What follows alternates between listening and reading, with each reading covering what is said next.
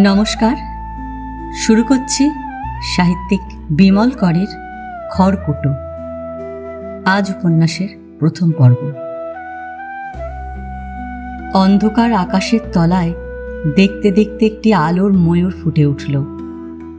অবিকল সেই রকম কণ্ঠ, সেই পুচ্ছ, আলোর ফুলকিগুলো যেন ভাসছিল। তারপর ওই আকৃতি তরল হয়ে ভাসমান অঙ্গ প্রত্যঙ্গের মতন কাঠিন্য হারাতে শুরু করল।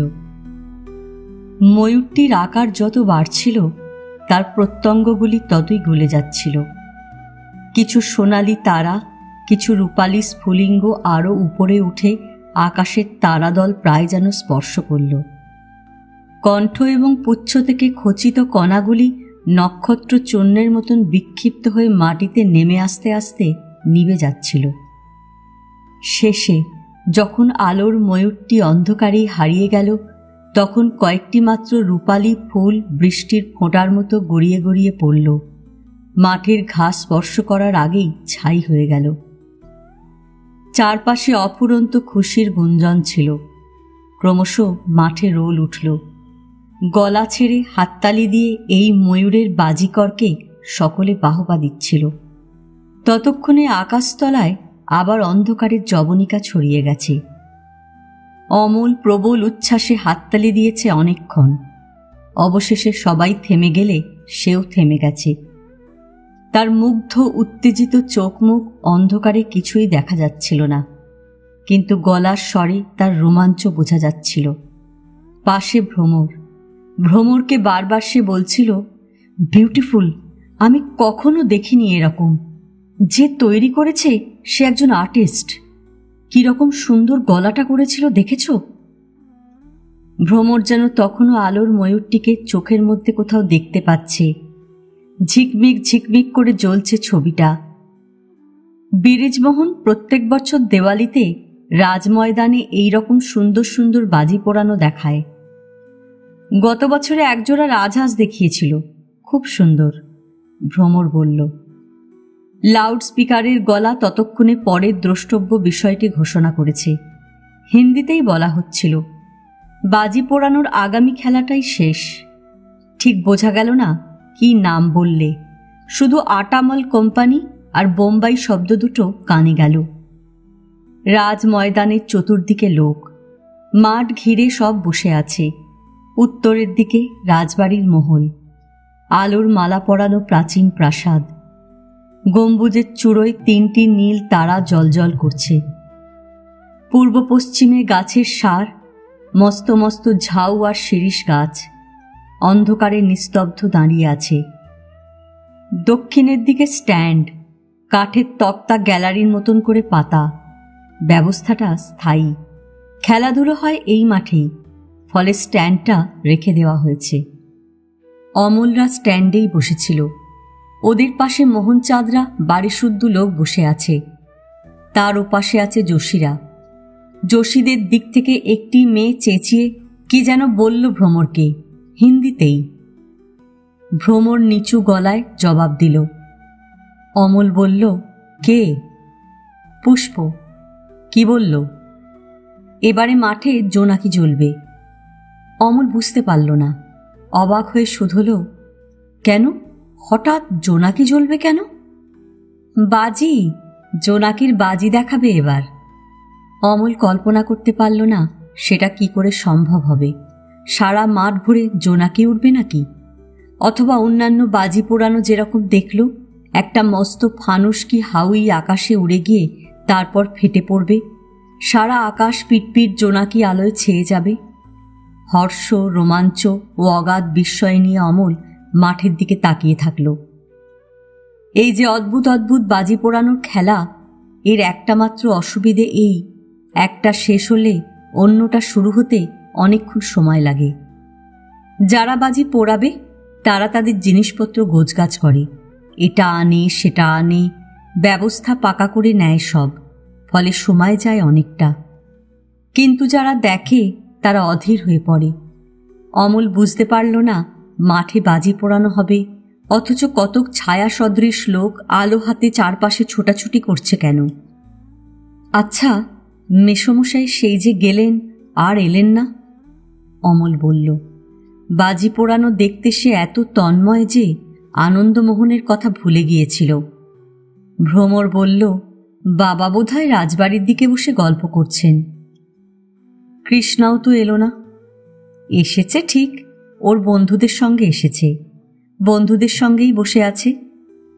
ভ্রমরের কথা শেষ হতে না হতেই মাঠের অন্ধকারে একটি আলো দপ করে উঠল, ঠিক মাঝ মধ্যিখানটায়। তারপর চোখের পলকে মাঠের অন্ধকার থেকে ফোয়ারার মতন আলোর ধারা উঠল তো উঠলই। গাছের মাথা সমান উঁচু হয়ে রংমশালের তারার মতন, তুবড়ির ফুলের মতো ফরফর করে পড়তে লাগল, জ্বলতে থাকল, নিভতে থাকল। আর সেই আলোর ফোয়ারা নিস্তেজ হয়ে আসতে না আসতেই কি আশ্চর্য, মাঠের কোণে কোণে দূর ও কাছের গাছগুলির অন্ধকারে থোকা থোকা জোনাকি জ্বলতে থাকল। এই এখানে জলে, ওই ওখানে জলে, কখনো ঘাসের মাথায় এক মুঠো জোনাকি দপ করে ফুটে ওঠে, কখনো দূরে শিরীষ অথবা ঝাউ গাছের গোড়ায় জোনাকি দল নাচতে থাকে।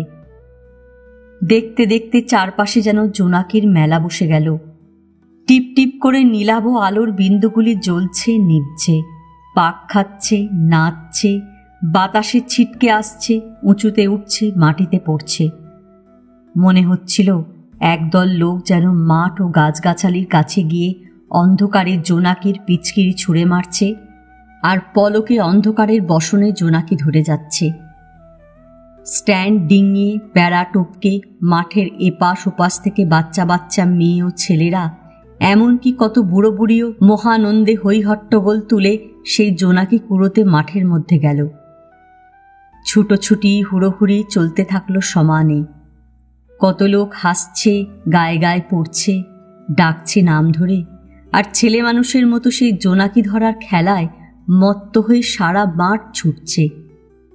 অমলেরও ইচ্ছা হয়েছিল লাফ মেরে মাঠের মধ্যে নেমে পড়ে, কিন্তু তার সামনে পিছনে যে অট্টরোল হুড়োহুড়ি, তার মধ্য দিয়ে পথ করে নেওয়া অমলের সাধ্যাতীত।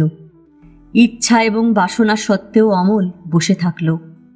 বসে বসে ওই আশ্চর্য ও চমৎকার দৃশ্যটি বিমুগ্ধ চিত্তে দেখতে লাগল। অবশেষে মাঠ ও গাছ ভরা জোনাকিরা রাজময়দান অন্ধকার করে আবার চলে গেল। দেওয়ালির বাজি পোড়ানো শেষ হয়ে গিয়েছিল, ভিড় জমেছিল বেশ। প্রথম দিকে ওরা কেউ উঠল না, বসে থাকল। যোশীদের বাড়ির ছেলেমেয়েরা চলে যাওয়ার সময় ভ্রমরকে বলল, হিম পড়ছে, বেশিক্ষণ আর বসে থেকো না। হিম পড়ছিল। ভিড়ের মধ্যে বসে বাজি পোড়ানো দেখতে দেখতে এখানকার শেষ কার্তিকের গায়ে লাগা শীত তেমন অনুভব করা যায়নি। ভিড় পাতলা হয়ে এলে অমল বেশ ঠান্ডা লাগছে বুঝতে পারল। উঠল, বলল, চলো। পাতলা রকমের ভিড়ের মধ্যে দিয়ে অমল ভ্রমরের উষ্ণ হাত ধরে ধরেই হাঁটছিল। হাতে হাত ধরে থাকার মতন যদিও ভিড় নেই, তবু ভ্রমরকে লোকজন, অন্ধকার এবং কাঠকুটো পড়ে থাকা জায়গা দিয়ে একা একা হেঁটে যেতে দিতে অমলের ইচ্ছা হলো না। ভ্রমরের বাঁ পা একটু ছোট, মোটা গোড়ালিওয়ালা জুতো পরে কিছুটা খুঁড়িয়ে হাঁটে। দু পায়ে যার সমান জোর নেই, তাকে হাতে ধরে নিয়ে যাওয়া উচিত। কোথাও কিছুতে পা বেঁধে হোঁচট খেয়ে পড়ে যেতে পারে। মাঠের বাইরে টাঙার ভিড়। আনন্দমোহনকে দেখা যাচ্ছিল না, কৃষ্ণাকেও নয়। টমটম ভাড়া করে যে যার চলে যাচ্ছিল, অনেকে হেঁটেই বাড়ি ফিরছে। মেলা ভাঙা ভিড়ের মতোই দেখাচ্ছিল দৃশ্যটা। মেসমশাই কোথাও নেই। অমল যতটা সম্ভব চারপাশ দেখতে দেখতে বলল, তার শীত করছিল এবার। জামার তলায় যদিও সোয়েটার আছে, তবু ঠান্ডা লাগছিল। ভ্রমর দেখছিল একে একে সবাই চলে যাচ্ছে, টাঙার দিকটা খালি হয়ে আসছে। বলল, বাবা হয়তো গল্প করছেন, পরে যাবেন। আমরা তাহলে বাড়ি ফিরি, কি বলো? মাথা নাড়ল ভ্রমর। বাড়ি ফেরাই ভালো। টাঙা জুটিয়ে অমল ভ্রমরকে গাড়িতে তুলল, তারপর নিজে উঠে বসল। মতি রোড, কলেজ। ভ্রমর টাঙাওয়ালাকে পথ বলে দিল। টাঙাওয়ালা ঘোড়ার মুখ ঘুরিয়ে নিয়ে চলতে লাগল। এই জায়গাটা শহরের প্রায় প্রত্যন্ত। চওড়া রাস্তা, বেশ ছিমছাম। বাতি আছে দূর দূর। গাছগাছালি সার করে দুপাশে দাঁড়িয়ে ঘোড়ার গলার ঘণ্টি বাজছিল ঝুমঝুম করে। মাঝে মাঝে পা দিয়ে ঘণ্টির মাথা টিপে গাড়ির ঘণ্টি বাজিয়ে পথ করে নিচ্ছিল কোচোয়ান। রাস্তায় জটলা জটলা ভিড়, 2-4 জনের ছোট ছোট দলও আছে। বাজি পোড়ানো দেখে বাড়ি ফিরছে সবাই। হুশ হাস করে সাইকেল চলে যাচ্ছে, 2-1টি মোটর গাড়িও। বাকি যা যাচ্ছে সবই টমটম। রাস্তায় এসে অমল প্রথমে স্পষ্ট করে কুয়াশা দেখতে পেল। এত কুয়াশা হয়েছে কখন কে জানে, হয়তো বহুক্ষণই এইরকম কুয়াশা জমে আছে, অমলের খেয়াল হয়নি। শীতটাও বেশ গায়ে লাগছে, মাথা হাত ঠান্ডা কনকন করছিল, নাক এবং গলার মধ্যে জ্বালা জ্বালা লাগলো একটু। অমল পকেট থেকে রুমাল বের করে নাক মুছল বার কয়েক। ঠান্ডা লাগলো? ভ্রমর শুধল। না, লাগেনি, গলার মধ্যে চুল করছিল কেমন। তখনই বলেছিলাম কোটটা নিতে, মাফলার নিতে। ভ্রমর বলল, এখানে দেওয়ালির অনেক আগেই শীত শুরু হয়ে যায়। এবারে কি বেশি শীত? না, এই রকমই। আমার কিন্তু কদিনের মধ্যে আজই যেন বেশি মনে হচ্ছে। ভ্রমর জলের ঢোক গেলার মতো শব্দ করে হাসল একটু, বলল, হাত যে ঘরের বাইরে তাই। কথাটা হয়তো ঠিকই বলেছে ভ্রমর। অমল এখানে এসেছে আজ 8 দিন। না, 8 দিন নয়, 9 দিন। এসে পর্যন্ত সন্ধ্যের পর বাড়ির বাইরে থাকেনি। আজই যা দেওয়ালি আর বাজি পোড়ানো দেখতে বেরিয়েছে। অমল বলল, আমরা শহরের মধ্যে দিয়ে যাব না? যাব, চকের পাশ দিয়ে চলে যাব। তাহলে তো দেওয়ালি দেখতে পাবো। পাবো, আজ এরা খুব হইচই করে। করুক, বছরে মাত্র একটা দিন, আমরাও করি। আমরা তো 4 দিন ধরে করি, এরা সে জায়গায় 1টা কি 2টো দিন। অমল এমনভাবে বলল যেন উৎসব করার ঢালাও অনুমতি দিয়ে রাখল লোকগুলোকে। ভ্রমরের গায়ে পশমের একটা স্কার্ফ ছিল, নীল রঙের। অন্ধকারে ওটা কালো মনে হচ্ছিল। ভ্রমর অমলের দিকে একটু স্কার্ফ দিল, বলল, এখানেও দুর্গাপুজো হয়। এখানেও? কারা করে? বাঙালিরা। বাবা, এত বাঙালি আছে এখানে? অমল বেশ অবাক। অনেক নেই, 100-100 আছে। বাবাদের কলেজে আছে কজন, সার্ভে অফিসে জনা কয়েক, ডাক্তার আছে 1 জন, মিউজিয়ামে 1 জন। 25 জনও হলো না। অমল হাসল, তুমি অঙ্কে একেবারে সরস্বতী। ভ্রমর যেন প্রথমে বুঝল না, পরে বুঝতে পেরে ঈষৎ অপ্রস্তুত হল। বলল, আমি সকলের কথা বলিনি, কজনের কথা বললাম। কত আছে আরও আমি চিনি না। রাস্তা এখানে সামান্য নিরিবিলি। ঘোড়ার কদম একই তালে শব্দ করছে, একই ধ্বনিতে তার গলার ঘণ্টা বাজছে। অন্ধকার ঘন করে বোনা, কুয়াশা কি গাঢ়, যেন ওদের আবৃত করে রেখেছে। অমল বলল, এমন জিনিস কিন্তু আমি দেখিনি কখনো। আমাদের মধুপুরাতেও বাজি পোড়ানো হয়, নন বেঙ্গলিরা বেশ পয়সা খরচ করে, কিন্তু এরকম না। এখানের কাণ্ড কারখানাই আলাদা, রাজা টাজার ব্যাপার। সামান্য থামল অমল, আবার বলল, মনে থাকবে, এত সুন্দর সব। তবে ওই জোনাকের বাজিটাই বেস্ট, ওয়ান্ডারফুল। কি করে হয় বলো তো? সামান্য চুপ করে থেকে ভ্রমর বলল, কি জানি, যারা বাজি তৈরি করে তারাই জানে। আমি তুবড়ি তৈরি করতে পারি, কিন্তু ছেলেবেলায় দাদার সঙ্গে অনেক করেছি। তুবড়ি করতে পুষ্পারাও পারে। ভ্রমর যেন গলা চেপে হাসল।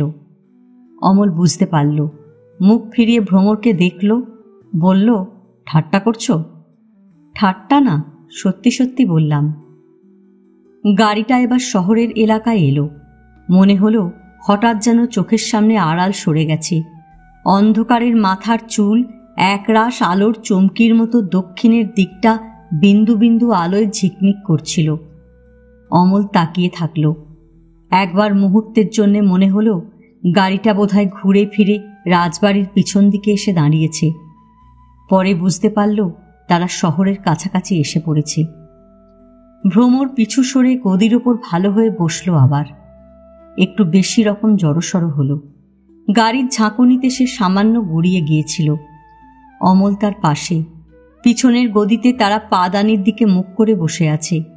সামনের দিকে বসে টাঙাওয়ালা গাড়ি চালাচ্ছে।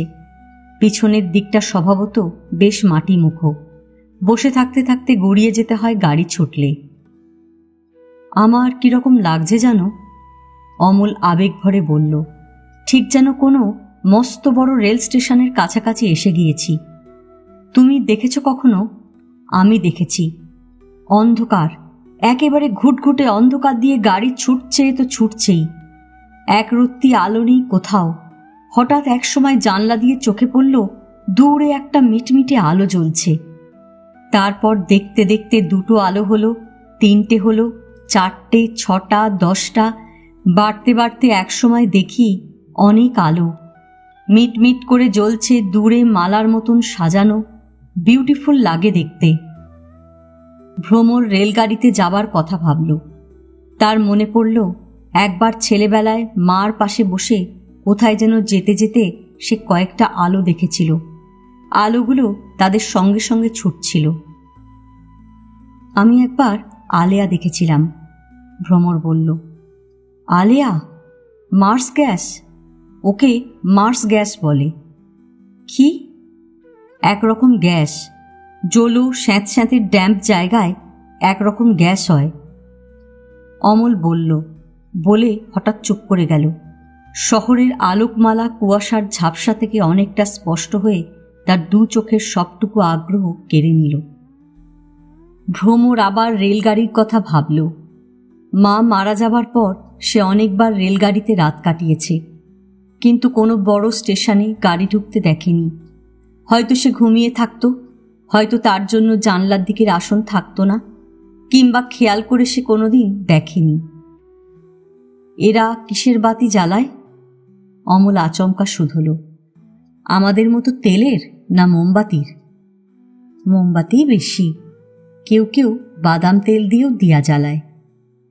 রাজবাড়িতে ইলেকট্রিক জ্বালিয়েছিল, বড়লোকরা জ্বালায়।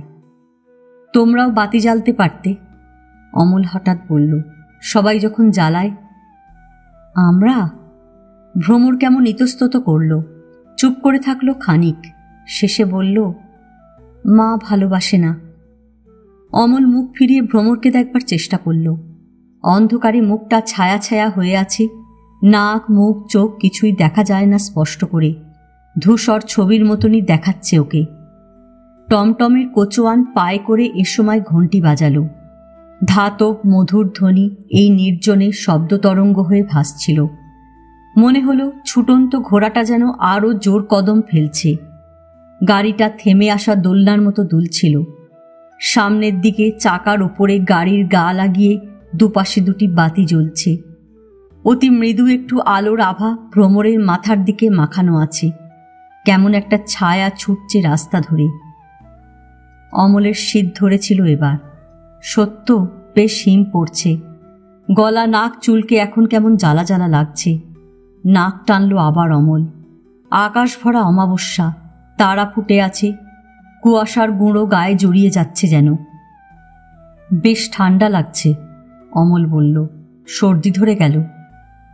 ভ্রমর আরও একটু স্কার্ফ দিল অমলের কোল ঘেঁষে, হাত ঢেকে বুঝতে বলল মৃদু গলায়। তোমার শীত করছে না? অমল শুধল। করছে।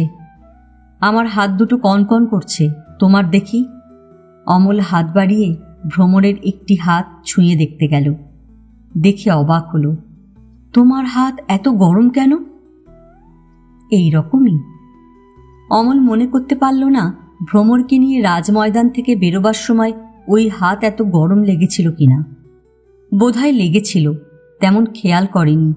ভ্রমরের হাতের উল্টো পিঠ এবং মণিবন্ধ স্পর্শ করে অমল সঠিকভাবে এই উষ্ণতার অর্থ বোঝার চেষ্টা করল। তোমার জ্বর হয়েছে ভ্রমর, হাত বেশ গরম। না, জ্বর নয়। ভ্রমর তাড়াতাড়ি বাধা দিল। আমার এই রকমই হয়। দেখি তোমার কপাল দেখি। অমল ভ্রমরের কপাল দেখার জন্য হাত বাড়াল। জ্বর যে, তাতে আর সন্দেহ হলো না অমলের। জ্বর না হলে মানুষের গা এমন গরম হয় না। অমলের মনে হলো তার ঠান্ডা হাতের ছোঁয়ায় ভ্রমর যেন শীতে কেঁপে উঠল, জড়সড় হলো আরও। খুব অন্যায় করেছে ভ্রমর। অমল সামান্য উদ্বেগ বোধ করল। জ্বর গায়ে নিয়ে ঠান্ডায় হিমে বসে বসে বাজি পোড়ানো দেখল এতক্ষণ। কিরকম বোকা মেয়ে। দেওয়ালি দেখে দরকার নেই, বাড়ি ফিরে যাই, অমল বলল। টাঙাওয়ালাকে বাড়ি ফিরতে বলো। ভ্রমর বুঝি কুণ্ঠিত হল। দেওয়ালি দেখবে না? না আর না, খানিকটা দেখে যাও, আমারও শীত করছে। বলতে বলতে অমল তার কোল থেকে স্কার্ফটুকু উঠিয়ে ভ্রমরের কোলে ঠেলে দিল। গায়ে ভালো করে জড়িয়ে নাও, তুমি একেবারে যা তা, এইভাবে জ্বর গায়ে ঠান্ডা লাগায়। শহরের মধ্যে গাড়ি এসে পড়েছিল। আলোয় আলো হয়ে আছে সামনেটা। কলরব ও উৎসবের গুঞ্জন কানে আসছিল। আকাশে হাউই উঠে তারা ফুল খসে পড়ছে। বোমা ফাটানোর শব্দ ভেসে আসছিল। কই, টাঙাওয়ালাকে বললে না কিছু? অমল তাগাদা দিল। ভ্রমর হিন্দিতে টাঙাওয়ালাকে পূবের পথ ধরে যেতে বলল। শহরের পাশ কাটিয়ে গেলে রাস্তা অল্প। উদ্ভাসিত উজ্জ্বল ও উৎসবমুখর শহরটিকে পাশে রেখে টাঙা নিরিবিলি পথ ধরে এগিয়ে চলল। বাড়ি গিয়ে আমার জ্বরের কথা বলো না, ভ্রমর বললে চাপা গলায়। অমল অবাক হলো। কেন, জ্বর হলে কি তুমি লুকিয়ে রাখো? সব সময় বলি না, মা পছন্দ করে না। বাহ, অসুখের আবার পছন্দ কি? কি জানি, মা আমার অসুখ শুনলে রাগ করে। ভ্রমর যেন মুখে হাত চাপা দিয়ে বলছিল। কথাগুলো অস্পষ্ট ও অতি মৃদু শোনাচ্ছিল। ভ্রমরকে যেন বোঝবার চেষ্টা করছে অমল। অপলকে তাকিয়ে তাকিয়ে দেখছিল। এই রাস্তাটা নিতান্ত অন্ধকার নয়, বাতি আছে ঘন ঘন। কাছাকাছি বাড়ি থেকেও আলো এসে পড়ছিল। বাতাস বইছে এলোমেলো। আলোকসজ্জিত গৃহগুলির আলোর শিখা কাঁপছে। তোমার কি প্রায় অসুখ করে? অমল শুধল। করে, আগে করত না, আজকাল মাঝে মাঝেই করে। কি অসুখ? কে জানে কি অসুখ। ডাক্তার দেখাও না? বেশি হলে দেখাই। বাবা বলেছিল আমায় জব্বলপুরের হাসপাতালে নিয়ে গিয়ে ডাক্তার দেখাবে। জব্বলপুর কত দূর? অনেকটা, আমি জানি না, 100 মাইল 150 মাইল হবে। জব্বলপুরে মন্টু মামা থাকে। তোমার মামা? না, আমার কাকিমার ভাই। আমি একবার দেখেছি, আমাদের ওখানে গিয়েছিল, খুব মজার লোক। মামার কথা ভ্রমরেরও মনে পড়ল। মা মারা যাবার পর একবার মামা এসে তাকে নিয়ে গিয়েছিল। জায়গাটার নাম মনে করতে পারল না ভ্রমর। চক্রধরপুর থেকে কিছুটা যেতে হয়। তখন ভ্রমর 6 বছর কিংবা 7 বছরের হবে। মামার মুখও মনে পড়ে না। মাথার মাঝখানে সিথি ছিল, গোঁপ ছিল, বুক পকেটে ঘড়ি থাকত। মামা রেলগাড়িতে উঠে লাল নীল ফ্ল্যাগ ওড়াতো, হুইসেল বাজাতো। মামার কাছে 1-1.5 বছর ছিল ভ্রমর। তারপর মামা রেলে কাটা পড়তে বাবা তাকে নিয়ে এলো আবার। বাবার কাছে ফিরে এসে ভ্রমর দেখল বাড়িতে 2 জন মানুষ, হিমানী মা আর কৃষ্ণা।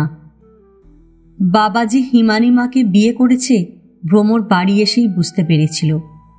কৃষ্ণা তার বাবাকে বাবা বলতো, হিমানী মাকে মা বলতো দেখেই ভ্রমর সব বুঝতে পেরেছিল। শুধু বুঝতে পারেনি কৃষ্ণা কি করে হিমানী মার সঙ্গে এলো। পরে সবই বুঝতে শিখল ভ্রমর। তখন তারা যেখানে থাকত সেখানে ভ্রমরের মার এক বন্ধু ছিল, মাদ্রাজি বন্ধু, নাম ছিল দেবকী। খ্রিস্টান সোসাইটির বাড়িতেই থাকত সিস্টার। দেবকীর কাছ থেকে ভ্রমর অল্পে অল্পে জানতে পেরেছিল হিমানী মা কৃষ্ণাকে সঙ্গে করে এনেছে, কৃষ্ণার বাবা নেই। হিমানী মার স্বামী মারা গেছে 2 বছর আগে।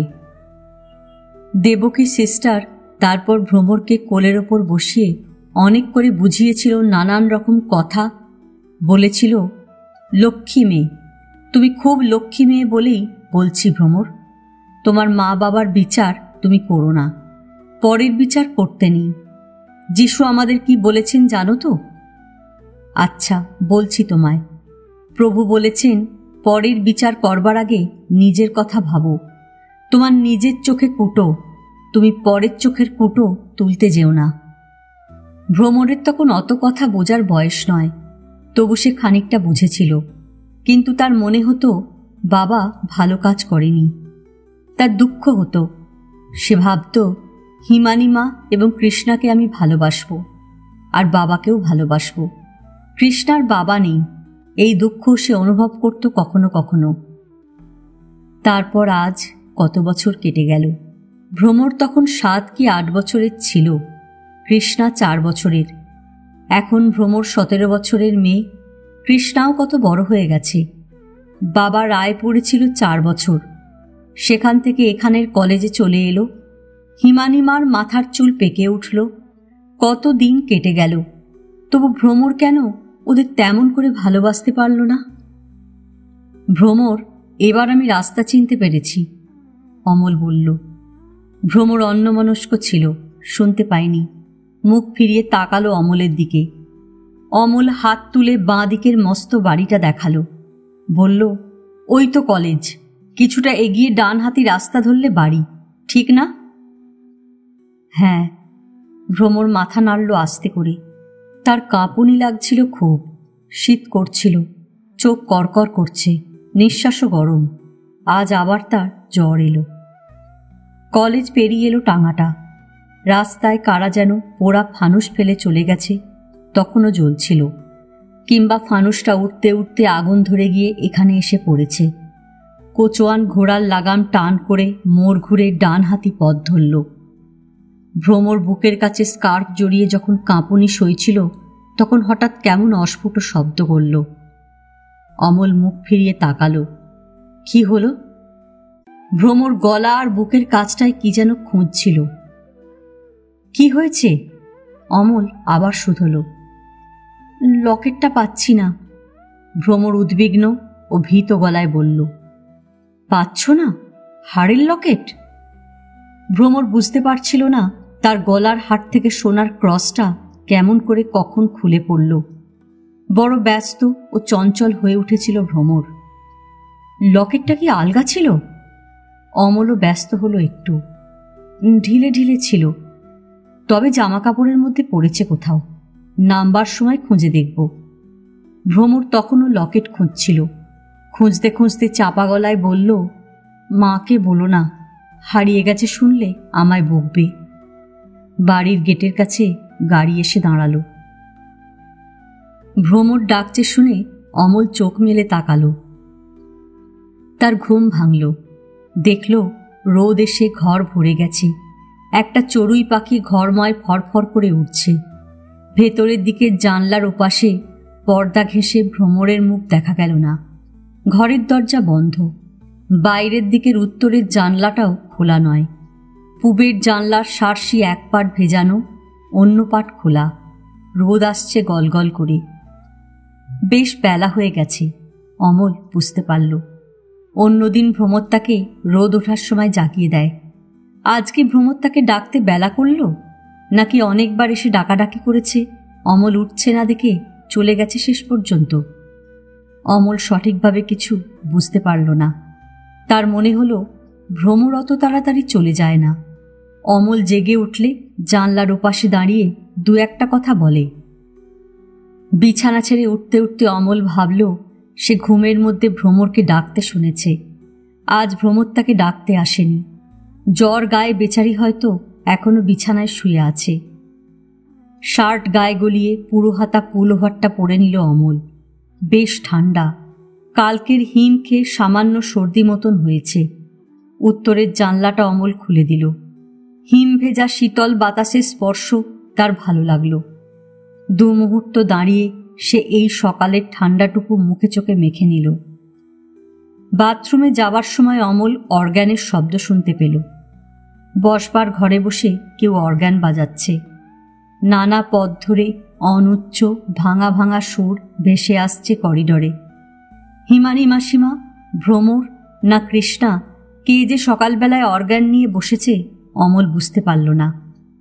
যদি ভ্রমর হয়, অমল ভাবল, তবে তার শরীর ভালো আছে। কাল বাড়ি ফেরার পর ভ্রমরের সঙ্গে আর দেখা হয়নি। ভ্রমর সোজা নিজের ঘরে শুতে চলে গিয়েছিল। রাত্রে খাবার সময়ও সে আসেনি।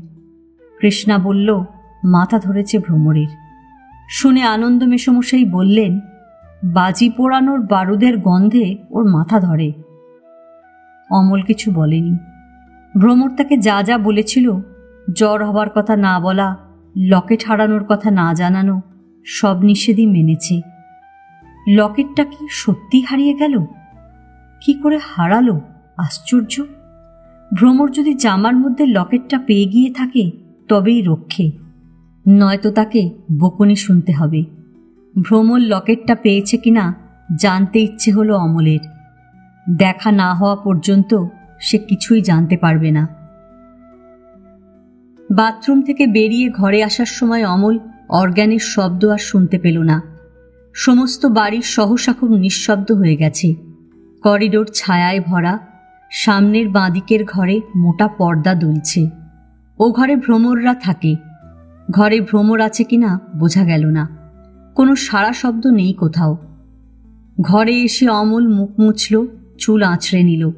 মাথার ওপর এখন দুটো চড়ুই পাখি ভেন্টিলেটরের গর্তে বসে কিচমিচ করছে। বিছানার ওপর কুটো ফেলছে চড়ুই দুটো। অমল ঘর ছেড়ে চলে গেলে হয়তো ওরা আবার কুটোটা কুড়িয়ে নিয়ে যাবে। আজ কদিন ধরে এই ঘরে ওরা একটা বাসা বাঁধার চেষ্টা করছে। পাজামা সামান্য ঠিক করে নিল অমল। হাত ঘড়িটা তুলে নিয়ে বেলা দেখল। ইস, 8টা প্রায় বাজে। কাল একেবারে মরার মতো ঘুমিয়েছে।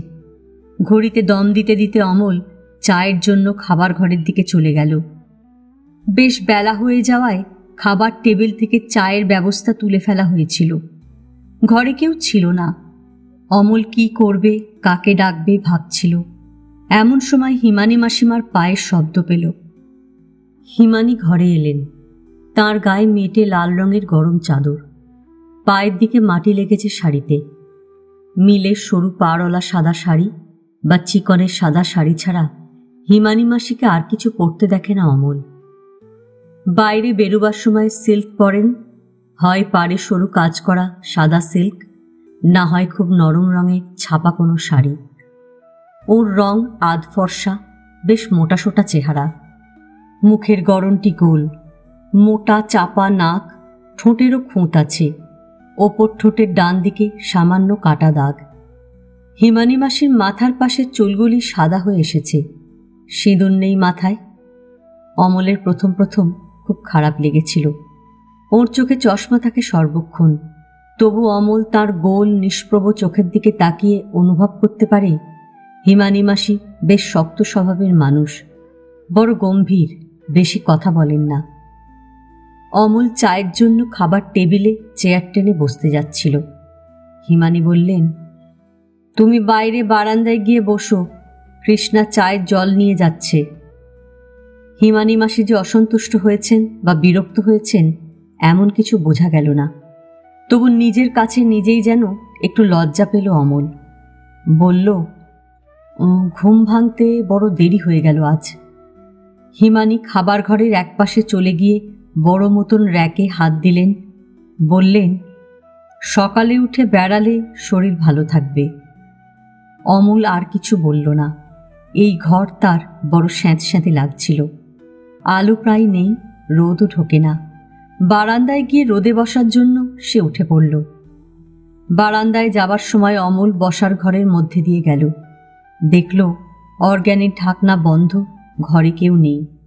দরজা জানলায় নেটের কাজ করা সুন্দর পর্দা। পাতলা আলো আসছে ঘরে, ছায়া জমে আছে হালকা।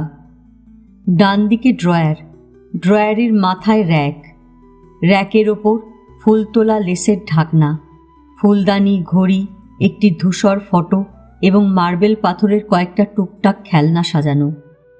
ঘড়ির শব্দটা হঠাৎ যেন কানে গেল। ঘরের প্রত্যেকটি জানলার খড়খড়ি খোলা, সারসি গুটানো। পর্দাগুলি পরিচ্ছন্নভাবে টাঙানো রয়েছে। মধুর মৃদু এক গন্ধ আছে বাতাসে। বোধহয় ধূপ জ্বালানো হয়েছিল। বেতের সোফায় ভ্রমরের বিড়াল গা গুটিয়ে ঘুমোচ্ছে। সামনের দেওয়ালের দরজার মাথায় মেহগনি কাঠের সুন্দর যিশু মূর্তি, ক্রুশবিদ্ধ যিশু। এই মূর্তিটার পায়ের তলায় স্কাইলাইটের আলো এসে পড়েছে এবং আলোর কাছে দেওয়ালে গাঁথা ফুলের ডাঁটার মতো দুটি পেতলের মোমদান। মাথা ঘুরিয়ে অমল দেওয়ালের অন্য পাশে মেরির বাঁধানো বড় ছবিটাও দেখল। কি মনে করে কাচের পাল্লা দেওয়া ছোট্ট শোকেশের মধ্যে একটি রূপোর ক্রুশ, চিনেমাটির খেলনা ও কয়েকটি নকশা করা সামগ্রী দেখল। মাথার ওপর চিনেমাটির ফুলদানি, ফুলদানিতে বাসি ফুল তার চোখে পড়ল না। হিমানিমাসি ফুল বদলে দিয়েছেন। বারান্দায় এসে দাঁড়ালো অমল। ঘর দোরের ঝাপসা আলো থেকে বাইরে এসে তার চোখ মুহূর্তের জন্য যেন অত আলো সহ্য করতে পারল না। সে পলক ফেলল। অমল দেখল সকালের রোদে সামনের সমস্ত কিছু ভেসে যাচ্ছে। বেলা হয়ে এসেছে বলে রোদ গাঢ় হয়ে আসছে। আলো বেশ ঘন এবং ঝকঝকে। সামনের বাগানের ফুল পাতার গায়ে রাতের হিম শুকিয়ে এলো। সবুজ রংটি বেশ উজ্জ্বল ও নির্মল। ফুলগুলি অতি মনোরম দেখাচ্ছিল।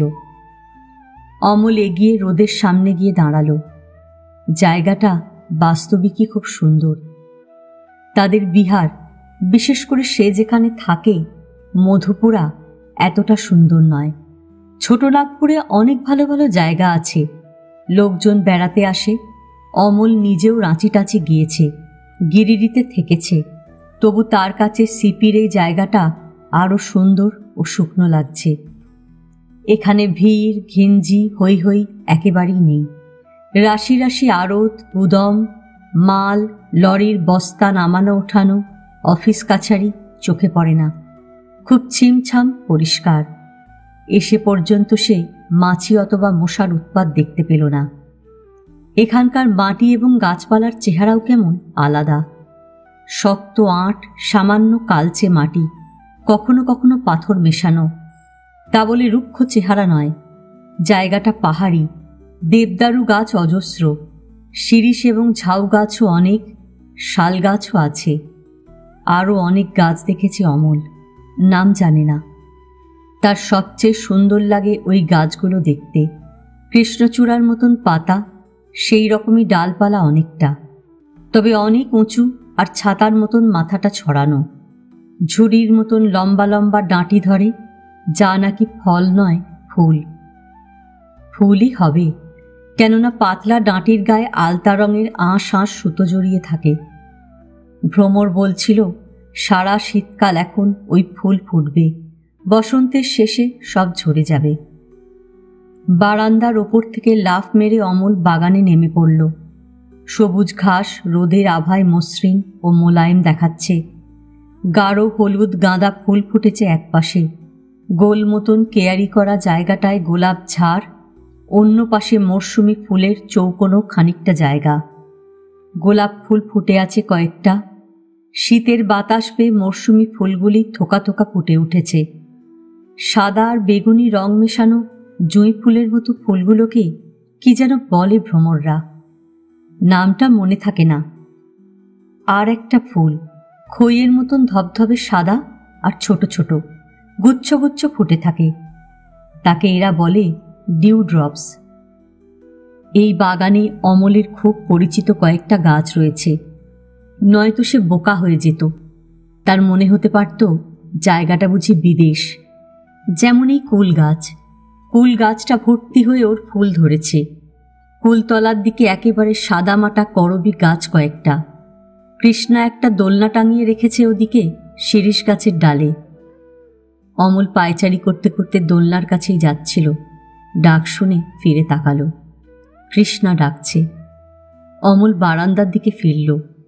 বেতের গোল টেবিলের ওপর চায়ের সরঞ্জাম সাজিয়ে কৃষ্ণা চেয়ারে বসে আছে। অমল অন্য একটা চেয়ার টেনে বসল। ও কি, তোমার মুখে কিসের দাগ ওটা? অমল কৃষ্ণার ডান গালে কালশিরে পড়ে যাওয়ার মতন দাগ দেখে বলল। সুজির প্লেট এগিয়ে দিয়েছিল কৃষ্ণা, দিয়ে ডিমের অমলেটে গোলমরিচ ছড়িয়ে দিচ্ছিল। বলল, কিট কেটেছে। কিট? অমল প্রথমটায় কেমন বুঝতে পারিনি, পরে বুঝল। বুঝে হেসে ফেলল। পোকা কামড়েছে? কৃষ্ণা মাথা নাড়ল। কাপে চা ঢালতে ঢালতে বলল, রাতে কেটেছে কাল। দেওয়ালিতে কিজলা পোকা হয়, ডোরা ডোরা দেখতে। অমল মজা পাচ্ছিল। কৃষ্ণার কথা বলার ধরনটাই এই রকম, অর্ধেক হিন্দি মেশানো বাংলা কথা বলবে। এ বাড়ির সকলেই 2-5টা এইরকম কথা বলে, কিন্তু কৃষ্ণা যেন বড় বেশি বলে। তার কারণ কৃষ্ণার বন্ধু বান্ধবরা সকলেই প্রায় অবাঙালি। সে যে স্কুলে পড়ে সেখানে নাকি মাথা গোনা বাঙালি মেয়ে। দিনের পর দিন এদিকে থাকতে থাকতে এদের সঙ্গে মিশতে মিশতে এই রকম হয়ে গেছে কৃষ্ণা। ওষুধ দিয়েছ? অমল সুজি খেতে খেতে শুধল। ডেটল লাগিয়েছি। আমার কাছে অয়েনমেন্ট আছে, ভালো অয়েনমেন্ট, লাগিয়ে দিও, তাড়াতাড়ি সেরে যাবে। কৃষ্ণা চায়ে দুধ চিনি মিশিয়ে এগিয়ে দিল, দিয়ে ঘাড় ফিরিয়ে একবার বারান্দাটা দেখে নিল। তারপর অমলের দিকে তাকিয়ে হাসল, যেন কোনো অপরাধ করার আগে বলে নিচ্ছে। বলল, আমি আধা কাপ খাই। আধা কেন, পুরো কাপ খাও, চা কি কম আছে? না। কৃষ্ণা মাথা নাড়ল। মা দেখলে চিল্লাচিল্লি করবে, সকালে খেয়েছি কি না। অমল হেসে ফেলল। হিমানি মাসির কাছে প্রশ্রয় নেই বেনিয়মের। সকালে চায়ের টেবিলের পাট চুকলে দ্বিতীয়বার চা পাওয়া যায় না। কৃষ্ণা অন্য পেয়ালায় চা ঢেলে নিল অর্ধেকটা। সতর্ক চোখে বারান্দাটা আরও একবার দেখে নিল। তুমি খাও, আমি গার্ড দিচ্ছি, অমল হেসে বলল। চায়ের কাপ ঠোঁটে তুলল কৃষ্ণা। অমল হাসি মুখে ওকে দেখছিল। হিমানি মাসিরই মতন মুখের গড়ন অনেকটা, তবে কৃষ্ণার চোখ দুটি পরিষ্কার, মোটা ভুরু, বড় বড় চোখ, গোলগাল চেহারা, রং কালো। অমল দেখেছে কৃষ্ণার শাড়ি পরে না, স্কার্ট ব্লাউজ, না হয় এদেশি মেয়েদের মতন কামিজ আর পা আঁটু পাজামা। মাথার মাঝখানে সিঁথি করে দুপাশে দুটো বিনুনি ঝুলিয়ে রাখে। মেসোমশাই কোথায়? অমল শুধল। কৃষ্ণা গায়ের গরম জামায় আলতো করে তার চিবুক ঘষে নিল। শহরে গেছে। শহরে গেছেন? অমলের কেন যেন অন্যরকম মনে হলো। এখন তার শহরে যাবার কথা নয়। সকালের এ সময়টা তিনি বাগানের পরিচর্যা করেন, নয় বইটই পড়েন, কলেজের জন্য তৈরি হন। ভ্রমরের চিন্তাটাই সহসা অমলকে আবার উদ্বিগ্ন করল। অমল বলল, ভ্রমর কই? তাকে দেখছি না সকাল থেকে। শুয়ে আছে, জ্বর। জ্বর? ওর হরদম বিমার হয়। কৃষ্ণা গা করল না যেন। ভ্রমরের জ্বর জ্বালা সম্পর্কে তার কোনো আগ্রহ নেই। কত জ্বর? খুব বেশি? অমল জিজ্ঞেস করল। কৃষ্ণা বলতে পারল না। সে জানে না কতটা জ্বর। সকালে ভ্রমর আগে ওঠে, আজ সে ঘুমোচ্ছিল। কৃষ্ণা উঠে ভ্রমরকে ডাকতে গিয়ে দেখল লেপের মধ্যে মুখ ঢেকে কুঁকড়ে ভ্রমর ঘুমোচ্ছে। ভ্রমর উঠল না, বলল তার জ্বর হয়েছে। অমলের খুব খারাপ লাগল। এ বাড়ির কেউ ভ্রমরের অসুখ বিসুখ চেয়ে দেখে না, গ্রাহ্য করে না যেন। মাসিমা অমলকে ভ্রমরের অসুখের কথা কিছু বললেন না। ভ্রমর ঠিকই বলেছিল, তার অসুখ শুনলে এরা সবাই অসন্তুষ্ট হয়।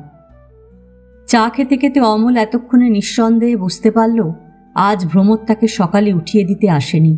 ভ্রমর বিছানায় শুয়ে আছে বলে কৃষ্ণা তাকে চা করে দিতে এসেছে। চোখ তুলে কৃষ্ণাকে দেখতে দেখতে অমল ভাবল, ভ্রমর লকেটটা ফিরে পেয়েছে কিনা কৃষ্ণাকে জিজ্ঞেস করবে নাকি।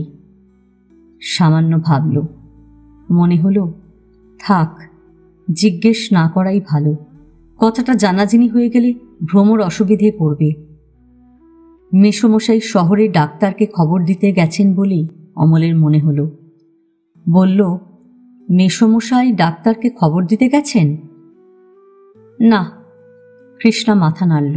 সে জানে না, তেমন কোনো কথা সে শোনেনি। এমন সময় বাগানের দিকে কাঠের ফটক খুলে লীলা এলো। কৃষ্ণার বন্ধু লেডিস বাইসাইকেলে চেপে এসেছে। একটা পাক খেয়ে পলকে বারান্দার সিঁড়িতে এসে দাঁড়ালো। বেল বাজাতে বাজাতে ডাকলো কৃষ্ণাকে। চেয়ার ছেড়ে উঠে কৃষ্ণা যেন ছুট্টে সিঁড়ির কাছে চলে গেল। অমল লীলাকে চেনে, প্রায় রোজই সে এ বাড়িতে কৃষ্ণাকে ডাকতে আসে। কৃষ্ণার বন্ধু, অত্যন্ত চঞ্চল সপ্রতিভ মেয়ে। দোলনায় যখন দোলে মনে হয় দড়ি ছিঁড়ে শূন্য থেকে ছিটকে পড়বে। সাইকেল চালায় এত জোরে যে ভয় হয় হুড়মুড় করে কারোর গায়ে গিয়ে পড়ল বুঝি। মেয়েটা নাকি দুবার হাত ভেঙেছে। একদিন অমল ওর সঙ্গে ব্যাডমিন্টন খেলেছিল। বেশ ভালো খেলে লীলা, কৃষ্ণাদের স্কুলের প্লেয়ার। লীলারা কাছেই থাকে, এবারই পরেরটায়। ওরা বুঝি দিল্লির লোক। লীলার বাবা এখানকার কলেজের ভাইস প্রিন্সিপাল।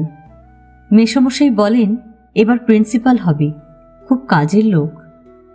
কৃষ্ণা এবং লীলা দুজনে কি বলাবলি করল। তারপর কৃষ্ণা বারান্দার দিকে ফিরল, তরতর করে চলে গেল। লীলা বারান্দা থেকে চেঁচিয়ে বলল, ভাইজি নমস্তে বলে হাসল। অমলও হাসল। সামান্য পরে কৃষ্ণাকে ঘর থেকে সাইকেল নিয়ে বেরিয়ে আসতে দেখল অমল। তারপর দুই বন্ধু সাইকেল চেপে চোখের পলকে উধাও। কয়েকটা পাখি ছিল বাগানে, একে অন্যের ডানায় ঠোঁট দিয়ে ঠক্কর দিচ্ছিল, খাবারের দানা খুঁটে নিচ্ছিল মুখ থেকে। তারা কেউ গাঁদা ফুলের ঝোপের দিকে চলে গেল, কেউ উড়ে কলা গাছের পাতার আড়ালে গিয়ে বসল। কাক ডাকছিল কোথাও। অমলের হঠাৎ বাড়ির কথা মনে পড়ল। মাকে চিঠি লিখতে হবে আজ, বৌদিকেও চিঠি দিতে হবে। আসবার সময় বৌদি বলেছিল, তোমার ভালো লাগবে না ওসব জায়গা, দুদিন পরই পালিয়ে আসবে। তার চেয়ে বেনারসে দিদিমণির কাছে যাও, 2 মাস তবু থাকতে পারবে। বৌদিকে লিখতে হবে, এই জায়গাটা অমলের খুব ভালো লাগছে, 2 মাস সে এখানে অনায়াসে থাকতে পারবে। শরীর সেরে গেলে ফেরার সময় অমল জব্বলপুরে যাবে, মন্টু মামার কাছে কদিন থাকবে, তারপর বাড়ি ফিরবে। ততদিনে জানুয়ারি মাস পড়ে যাবে। মার্চ এপ্রিল থেকে অমলের আবার তোড়জোড় শুরু। রেলের মেকানিক্যাল ওয়ার্কশপে 3 বছর ট্রেনিং নিতে হবে। বাবা বলেছেন ভালো করে কোর্সটা শেষ করতে পারলে প্রসপেক্ট রয়েছে। অমলের ইচ্ছে বাবার মতন সেও রেলের চাকরিতে থাকে, বাবার মতন অফিসার হয় একদিন। বারান্দায় পায়ের শব্দ শুনে অমল মুখ ফেরালো। হিমানি মাসি, তার পেছনে এবাড়ির আয়া, কালো বেঁটে শক্ত সমর্থ দেখতে। বিদঘুটে নাম ওর, টিসরি আব্রাহাম। ভ্রমর বলে ওরা সব মিশনারি পুওর হোমের মেয়ে, কে কোথাকার লোক বোঝা যায় না। মিশনারিরা মানুষ করেছে, তারপর বড় হয়ে যে যার রুজি রোজগার করে বেঁচে আছে। হিমানি মাসির পিছু পিছু আয়া একরাশ কাঁচা কাপড় এনেছিল বালতি করে।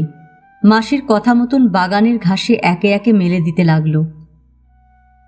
অমল উঠল, অনেকটা বেলা হয়ে গেছে, ভ্রমরের খোঁজ খবর নেওয়া উচিত। এতক্ষণ বসে না থেকে তার ভ্রমরের কাছে যাওয়া উচিত ছিল। অমল নিজের বোকামি এবং গাফিলতির জন্য গ্লানি বোধ করল।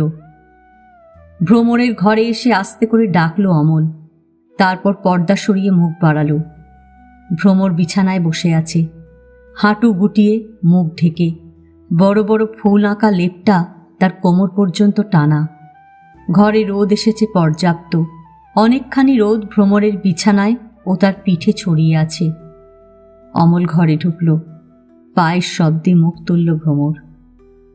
সারা রাতের জ্বরে মুখ যেন পুড়ে শুকিয়ে গেছে ভ্রমরের। চোখের চারপাশ টসটস করছিল, পাতলা ঠোঁট দুটিতে যাতনা মেশানো। ক্লান্ত অবসন্ন চোখ তুলে ভ্রমর অমলকে দেখল দুপলক।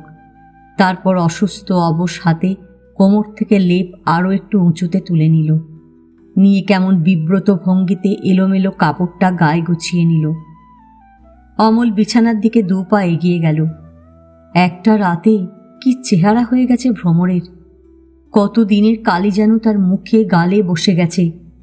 কপালে এক রাশ চুল, কাঁধের কাছে বিনুনি খুলে চুলগুলি ছড়িয়ে রয়েছে। মাথা, কান ও গলার ওপর চুলের আঁশ উঠছে যেন। খুব কাণ্ড করলে, দেখতে দেখতে এত জ্বর? অমল হালকা করে বলার চেষ্টা করল। ভ্রমর ততক্ষণে খানিকটা গুছিয়ে নিয়েছে।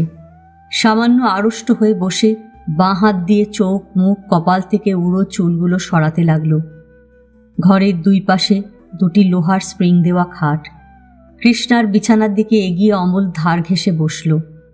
বলল, এখন কেমন আছো? জ্বর আছে, ভ্রমর বলল নিচু গলায়, মুখ না তুলে। কত জ্বর? জানি না। জ্বরটা দেখো তবে, থার্মোমিটার দাও। অমল সরাসরি ভ্রমরের দিকে তাকিয়েছিল। বাসি এলোমেলো বিছানায় রোদে পিঠ দিয়ে বসে থাকা রুগ্ন কৃষ ভ্রমরের জন্য তার বড় দুঃখ হচ্ছিল। ভ্রমরের মুখ দেখে মনে হচ্ছিল এখনো তার বেশ জ্বর আছে। থার্মোমিটার নেই বাড়িতে? অমল শুধল। সে যেন একটু অধৈর্য হয়েছে। আছে, এ ঘরে নেই। কোথায় আছে বলো, আমি নিয়ে আসছি। ভ্রমর মুখ তুলল। তার চোখে কেমন ভীরুতা ও শঙ্কার ছায়া ভাসছিল। হয়তো কোনো কারণে সে জ্বর দেখতে চায় না। কি বলতে গেল, গলার স্বর উঠল না, ভেঙে গেল।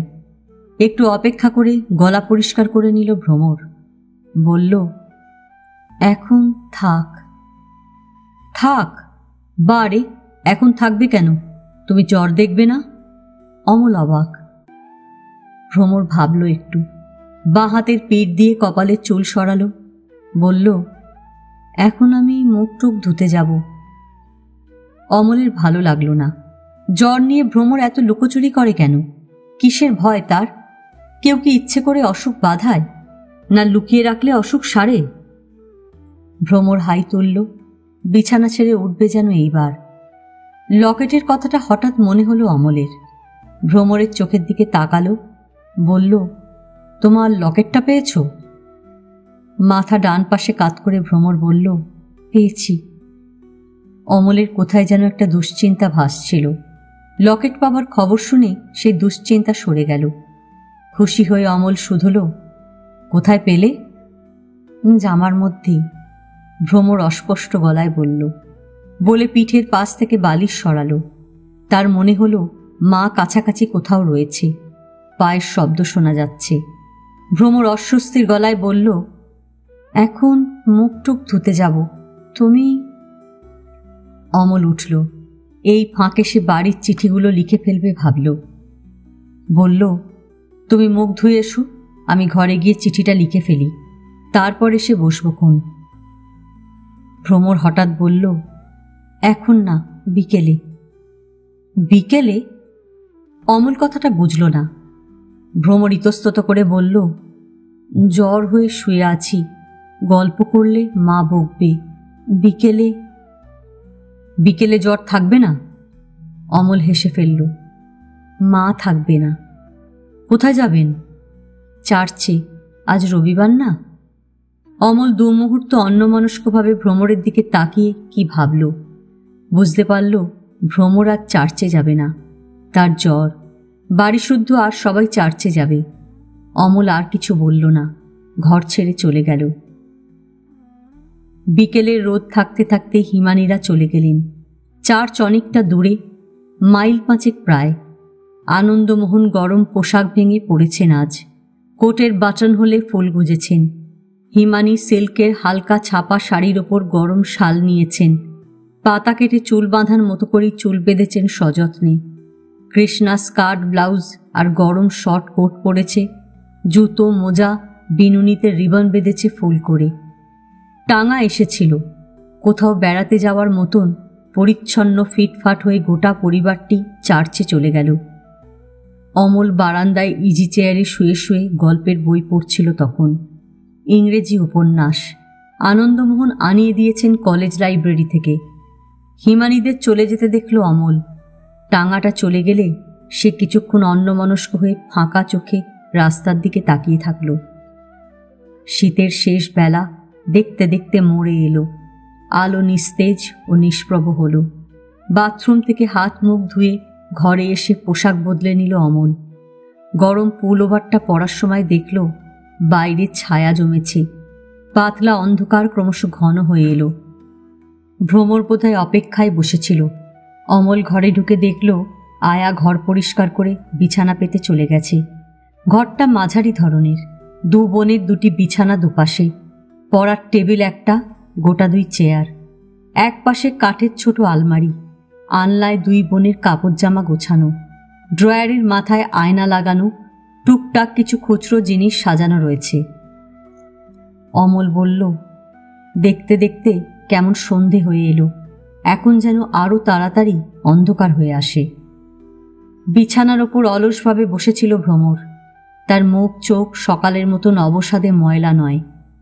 কালো শুকনো চুলগুলি আঁটো করে বাঁধা, শাড়ি জামা গোছানো, তবু শুকনো ও মলিন ভাবটুকু মুখে পাতলা ছায়ার মতন লেগে আছে। মনে হচ্ছিল ভ্রমর সকালের চেয়ে এখন অনেকটা ভালো। ভ্রমর সামান্য গুছিয়ে বসল। তার পিঠের দিকে জানলা দিয়ে বাতাস আসছিল বলে গায়ের গরম চাদর ঘন করে জড়িয়ে নিল। অমল বলল, জ্বর দেখেছিলে? না। ভ্রমর ছোট্ট করে জবাব দিল, না কি তখন যে বললে? সেরে আসছে, এখন বেশি জ্বর নেই। তবু জ্বর দেখা উচিত। অমল এগিয়ে গেল, কই হাত দেখি। ভ্রমর সংকোচ অনুভব করল বুঝি। বলল, কাল সকালে আর জ্বর থাকবে না, তুমি বসো। অমল ভ্রমরের হাত স্পর্শ করে দেখল, কপালে হাত দিল। মনে হলো জ্বরটা কমেছে। ভ্রমর চুপ করে বসে থাকল। এ সময় যখন অমল তার কপালে হাত রেখেছিল, তখন ভ্রমরের বুকের মধ্যে কেমন যেন ভার হয়ে আসছিল। জ্বর কম, অমল বলল। বেশ বিচক্ষণ ডাক্তারের মতন তার ভাবভঙ্গি। জ্বর দেখা হয়ে গেলে অমল ভ্রমরের মুখোমুখি হয়ে তার পায়ের দিকে বসল। ভ্রমর আরও একটু পা গুটিয়ে নিল। সামনে জানলা। অমল জানলার দিকে তাকিয়ে বাইরের সন্ধে দেখতে দেখতে হঠাৎ বলল, নতুন জায়গায় সন্ধেবেলা কেমন যেন লাগে না ভ্রমর? মন কেমন করে? ভ্রমর কথাটা বোঝবার জন্য অমলের মুখ লক্ষ্য করল। ওকে অন্যমনস্ক উদাস লাগলো বুঝি। ভ্রমর ভাবল, বাড়ির জন্যে বোধহয় অমলের মন কেমন করছে। বলল, বাড়ির জন্যে মন খারাপ লাগছে? বাড়ি না, বাড়ির জন্যে নয়। বলে অমল জানলা থেকে চোখ সরিয়ে নিয়ে ভ্রমরের দিকে তাকালো। ভ্রমরের মুখটি ছোট, কপাল সরু, গাল দুটি পাতার মতন, চিবুকে একেবারে প্রতিমার ছাঁদ, রং শ্যামলা, ঘন টানা টানা ভুরুর তলায় কালো কালো ডাগর দুটি চোখ, পাতলা নাক, পাতলা ঠোঁট। মানুষের মুখ দেখলে এত মায়া হয় অমল জানত না। ভ্রমরের মুখ দেখে অমলের কেন যেন মনে হয় এমন মুখ আর সে দেখেনি। ফুলের মতো ভালো, সুন্দর, দুঃখী, শান্ত মুখ। অমলের কেন যেন হঠাৎ মনে হলো ভ্রমরের জন্যই তার মন কেমন করছে। বাড়িতে চিঠি লিখেছ? ভ্রমর জিজ্ঞেস করল। চিঠি? হ্যাঁ, লিখেছি। আজ রোববার, পোস্ট অফিস বন্ধ।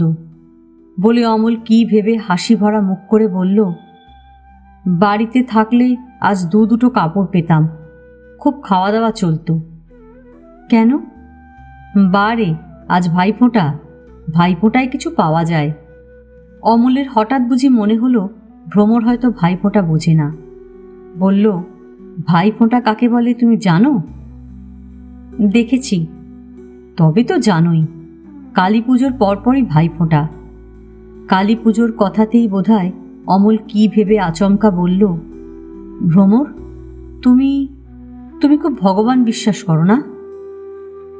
ভ্রমর যেন কিছুক্ষণ কেমন অবাক হয়ে থাকল। তারপর ঘন চোখ তুলে বলল, ভগবান বিশ্বাস না করলে পাপ হয়। যিশু ভগবানে বিশ্বাস রাখতে বলেছেন। বলে ভ্রমর অন্ধকারের দেওয়ালের দিকে তাকালো। যিশুর ছবি ছিল দেওয়ালে। অমল অভিভূতের মতন বসে থাকল। আজ এ পর্যন্তই। উপন্যাসের দ্বিতীয় পর্ব নিয়ে অন্যদিন আসব। গল্প পাঠ ভালো লাগলে লাইক, শেয়ার, কমেন্টস করতে ভুলবেন না। এখনও যারা আমার চ্যানেলটা সাবস্ক্রাইব করেননি তাদের সকলের কাছে আমার অনুরোধ রইল, প্লিজ আমার চ্যানেলটা সাবস্ক্রাইব করে নেবেন। পাশে যে বেল নোটিফিকেশানটা আছে সেটা অবশ্যই প্রেস করে দেবেন। আজকের মতন নমস্কার।